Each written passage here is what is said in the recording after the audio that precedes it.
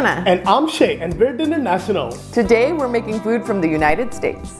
The United States of America is known for many things, among which are its innovations in technology, its booming economy, Hollywood films, popular music culture, and the Kardashians. Both loved and hated across the globe, the United States is undeniably a desirable and beautiful country. Within it contains tall mountain peaks, dry desert expanses, the grandest of canyons, and so much more. Being that this is a nation of immigrants, a melting pot if you will, the cuisine is quite diverse and features food from all over the globe, as well as American interpretations of it. But one meal is as American as it gets, Thanksgiving dinner. Though representative of a time when less was given and more was taken, this meal has become something that means more to people than the story of its origins. Thanksgiving is a time to be with family and celebrate all that we do have, as opposed to what we don't have. The most traditional Thanksgiving protein is turkey. However, given that it's just Shay and myself, we decided to roast a Thanksgiving chicken instead. Stuffed with herbs and aromatics such as oregano, rosemary, lemon, and thyme, this bird was saturated with deep flavor all throughout.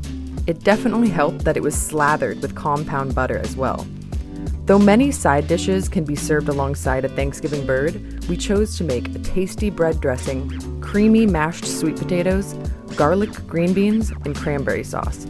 These dishes, smothered in some tasty gravy, is what brought American Thanksgiving to our Canadian kitchen in March. Let's get started.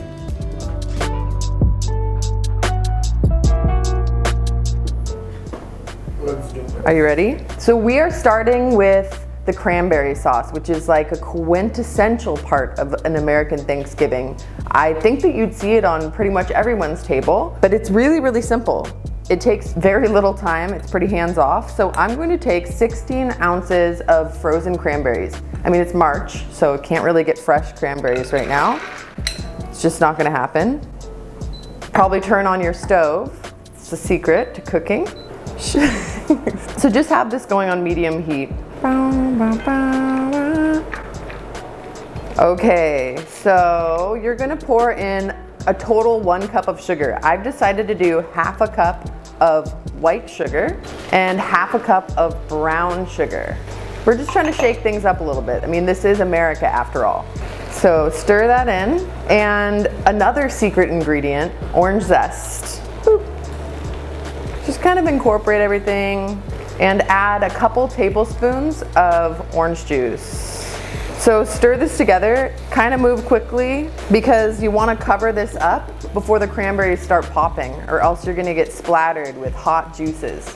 So just cover this and cook it on medium heat for about 10 minutes and then keep it in the fridge to cool and kind of firm up a little bit till we're ready to eat.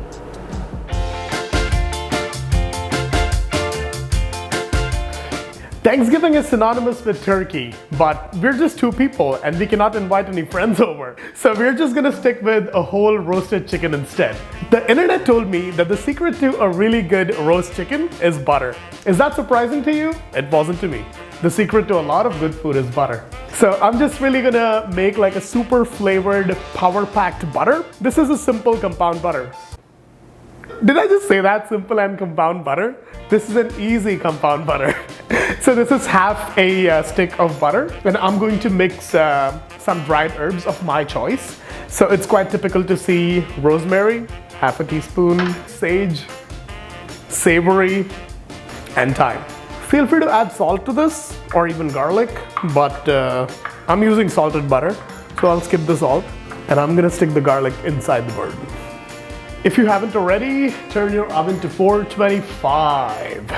So this is my little guy. This is like a really small chicken, only about 3 pounds. But yeah, I think that kind of works out perfectly because it's just 2 of us, right? I'm going to salt the outside and the inside. So I'm just gonna generously sprinkle this with salt. Honestly, you need more salt than you think you do. I'm only using one hand because you don't really want raw chicken to get into anything else. So you gotta be careful with this. Salt it on both sides, both inside and outside. I've never worked with a whole chicken before, but yeah, it seems fairly simple. So I have some lemons that I have quartered. I'm just gonna stick these guys in there, inside the cavity of the bird. Like a little birthday present. Birthday, you got that. And we have some fresh herbs over here. This is some oregano, rosemary, and thyme. All of these are fresh herbs. I'm just gonna stick these inside the cavity too, so it'll be nice and fragrant on the inside. Who does not like a fragrant bird? Okay, a whole head of garlic that's just sliced and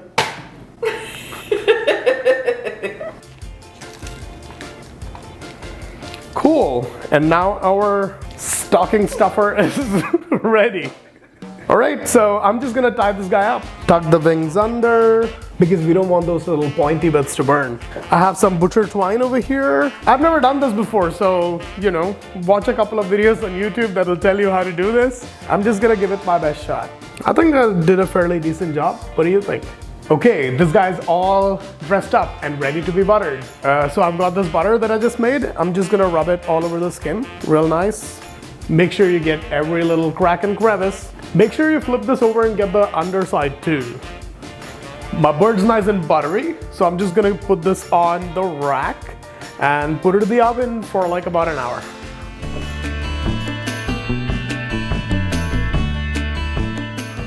One thing is for sure about Thanksgiving, potatoes are always included. It could be in any form, sometimes mashed, sometimes sweet potatoes, sometimes both. We're doing mashed sweet potatoes today, and they're gonna go along with the gravy that Shay is gonna make. When you weren't looking, I peeled a giant sweet potato, it was probably a whole pound, and cut it into small bite-sized cubes. Here they are now. I've boiled these. They're soft and ready to be mashed. I didn't want to show you the boring stuff, so put this in the pot. The awesome thing about these potatoes is you can do a lot of different things with it, but you have to put butter in it. That's rule number one. You can't have mashed potatoes without butter. So let me just get that melting in here. Like I said, you can add a lot of different things. I'm choosing to add a small amount of sour cream for a little bite. And I'm choosing some fresh flat leaf parsley, about 1/4 cup, and some sprigs of thyme. I'm going to kind of just pull the leaves off. Try not to get the stems in there. Okay, keep mashing. All right, so I'm gonna add a decent pinch of salt. These potatoes haven't been salted yet. I didn't even salt the potato water. And freshly ground black pepper, FGBP. So keep mashing. So you kind of have to feel these things out, you know? So maybe give it a taste and see, could you use more butter, you know? Could you use a little more salt? Let's have a spoon. Wow. That's delicious. I think that definitely a little butter and a little salt.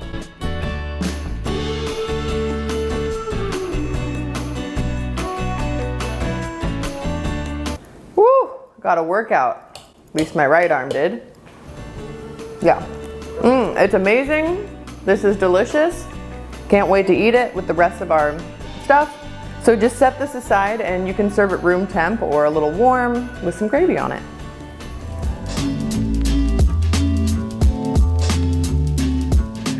My chicken is ready, but I still have to wait an agonizing 20 minutes before I can dig into that. But I'm not worried because that gives me the perfect amount of time to make some gravy and some beautiful dressing. So we're gonna be using the pan drippings from this roast chicken to give our gravy some extra flavor.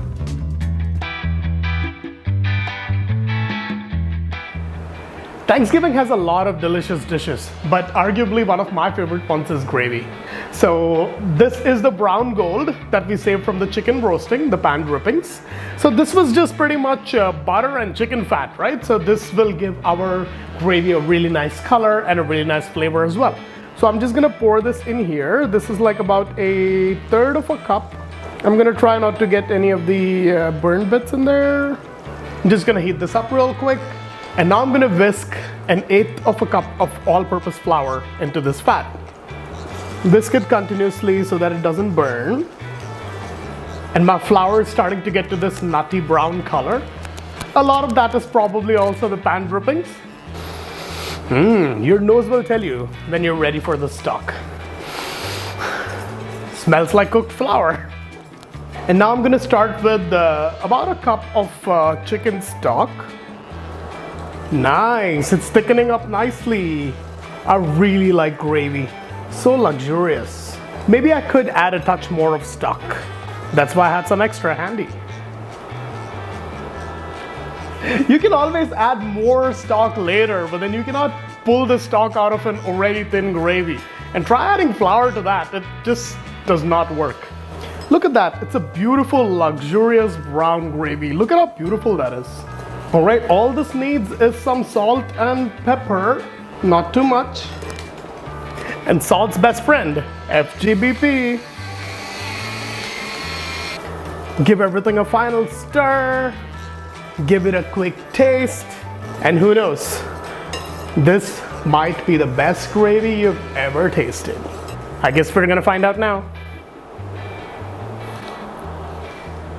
Ooh, oh wow, that's a really tasty gravy.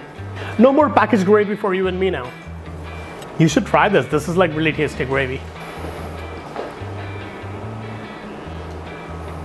Wow. Right? Wow. That is very good. Feels like I'm in America. Okay, I just turned the heat off and now I'm gonna keep this on the back burner on a low simmer if you want to, but I feel like we're almost ready to eat, so I'm just gonna set this aside. Pour this in a gravy boat. Be real fancy about it.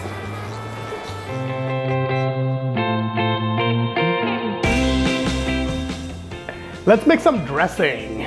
As you can see, I have a Dutch oven going. We are going to make this dressing on the stovetop. Now, dressing and stuffing are pretty much the exact same thing, except the stuffing goes inside the bird. But I decided to stuff my bird with aromatics instead. And honestly, this thing cooks a lot faster. So we're just gonna do this on the stovetop because my mouth is watering, my stomach is rumbling. I cannot wait to dig into that chicken. So I have 2 tablespoons of butter. I'm just gonna melt this in there real quick. And now I'm going to add 1 cup of onion and a cup of celery. I just use the more tender bits. And I'm gonna add like a nice pinch of salt. Maybe another one. Mix everything together. And I'll let these guys soften for like about 5 to 10 minutes. While that's happening, let me quickly tell you about the bread. This bread is bone dry. This was drying in my freezer for the past week because I knew that I was gonna make Thanksgiving stuffing. So if you don't have any stale bread, you can just put like a fresh bread in the oven, and it's really important to get it like bone dry, like really dry, so that it can absorb all of your tasty juices and be like a really nice accompaniment to your bird. All right, my veggies have softened. I'm going to add 2 cloves of garlic that I've minced up in pretty big chunks because I don't mind garlic that much. And I have my leftover herbs. This is just some leftover rosemary and thyme that I had from the chicken. So I'm just gonna add that in here.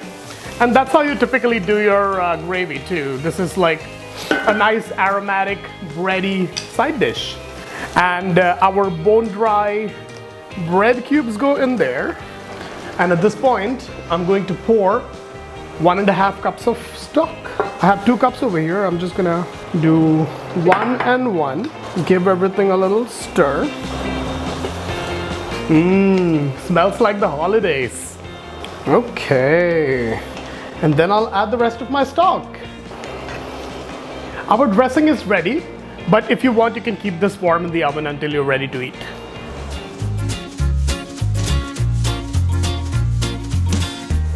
Okay, we are gonna make some green beans, and we grossly underestimated how many beans we would need when we ordered our groceries online. So we have a small amount of green beans here. That should be good though. And I'm gonna make some little garlic chips. So I've thinly sliced a large clove of garlic, or 2 large cloves, and I'm gonna kind of brown these a little bit. It's gonna be delicious. And then we're gonna cook the beans in the oil. So a lot of families like green bean casserole. We weren't a green bean casserole family, so I'm gonna stick with our tradition and just make some beans. Don't let this burn. I'm thinking of so many bean puns right now. Bean there, done that. This is the last dish of the day, so I'm getting a little bit hungry. I'm very excited for Thanksgiving. As it has been a year of a pandemic, I didn't get to go home for Thanksgiving this year and see my parents or my sisters. So this is kind of nice, having a little March Thanksgiving with my best friend and husband, Shay. Hi. And my rabbit, Reggie. Hi. Okay, we've got some browning here. I think I'm gonna pull these bad boys out. These are gonna be so good. Bean time. I'm gonna put my small handful of beans in our pan and toss it in this garlicky oil. There's a lot of different ways you can make beans, you guys, but today we're just gonna do this. Add a little bit of salt to these, not too much. This is kind of the palate cleanser of the meal, I would say, maybe not, but cook them for about 10 minutes until they are soft but retain a little bit of their bite, and sprinkle the toasted garlic on top when you're serving it.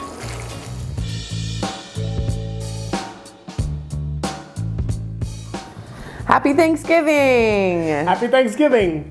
I guess tradition is we say what we're thankful for before we eat. At least we do that in my family. I think I'm not the only one. So I'm thankful for our 235 subscribers. We're super proud and we are very thankful that you guys are supporting us in that way. So Yeah, and you don't need to wait until fall to be thankful for your family and friends. Yeah. So I'm gonna be thankful for my family and friends in the month of March.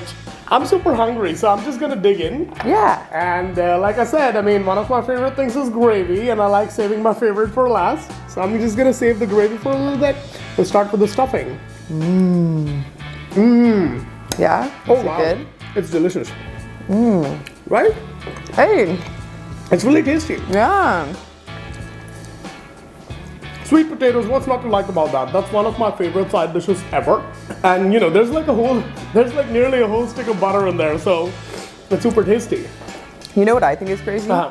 That all of this was just one sweet potato. Oh, Can yeah. you imagine? I mean, like, what? That can feed a family of 5, I swear. That's, Yeah. That sweet potato was as big as a small baby. Yeah. Too much sweet potato, too little beans. What are you gonna do? That's how I like it. I don't really like beans that much, and I love sweet potatoes. So you can have all the sweet potatoes and I'll eat all the beans. I'll eat all the beans. Okay. The beans actually taste really garlicky, don't they? Like in a good way. The garlic Yeah. oil really works. Yeah, it really did. Cranberry sauce. Yeah. None of that canned stuff in this apartment anymore. Wow. Wow. That's like a winner, dude. Yeah, I feel like I'm just at home with my mom, but you know, he's not. Now for my favorite gravy and my tasty roast chicken. The roast chicken looks delicious. It's got some really nice color on it. And when I cut it, the juices ran clear. So that's what we want. I'm gonna let my wife have the first bite. Oh, nice. Okay. Chicken and gravy. Oh my gosh. Is it delicious? Yeah. I really like that gravy. Mmm. It's really flavorful. Wow. Tender. Ooh, and the skin is actually crispy. It's so crispy. Yeah. And chicken is like really well flavored, huh? Yeah, all throughout. You did a good job stuffing it. I mean, that's, you know, helpful. This is a delicious meal. So tasty. Yeah, it is. So I'm gonna finish eating my food and I'll see you next week. See you next week. Don't forget to be thankful.